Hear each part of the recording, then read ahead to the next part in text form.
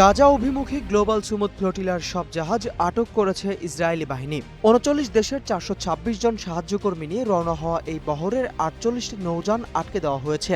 বাধার মুখেও যাত্রা অব্যাহত রেখেছে বহরের দুটি নৌকা।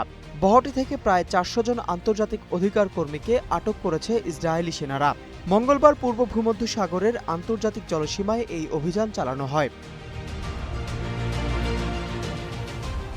ত্রাণবহরের লাইভ ভিডিওতে দেখা গেছে ফ্লোটিলার দুটি নৌযান লক্ষ্য করে গুলিবর্ষণ করছে ইসরায়েলি সেনারা। তবে গুলিবর্ষণের ঘটনা অস্বীকার করে একে আইনসম্মত নৌ অবরোধ রক্ষার প্রচেষ্টা দাবি করেছে দেশটির পররাষ্ট্র মন্ত্রণালয়। তারা গাজার ওপর আরোপিত নৌ অবরোধ বজায় রাখার সাফ ঘোষণা দিয়েছে।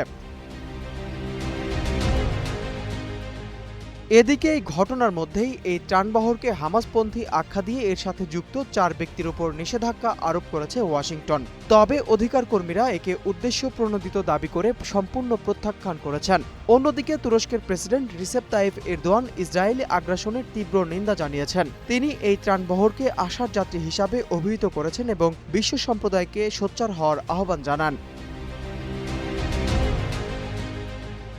আন্তর্জাতিক ত্রাণ সংস্থাগুলো জানিয়েছে, যুদ্ধবিরতি চুক্তি সত্ত্বেও গাজায় পৌঁছানো সহায়তার পরিমাণ চাহিদার তুলনায় অত্যন্ত অপ্রতুল। দীর্ঘ সংঘাতের কারণে বাস্তুচ্যুত গাজার ২০ লক্ষাধিক বাসিন্দা এখন ধ্বংসস্তূপের ওপর তাঁবু খাটিয়ে মানবেতর জীবনযাপন করছেন। তবে বরাবরের মতোই সাধারণ মানুষের কাছে ত্রাণ পৌঁছাতে বাধা দেওয়ার অভিযোগ অস্বীকার করে আসছে ইসরায়েল।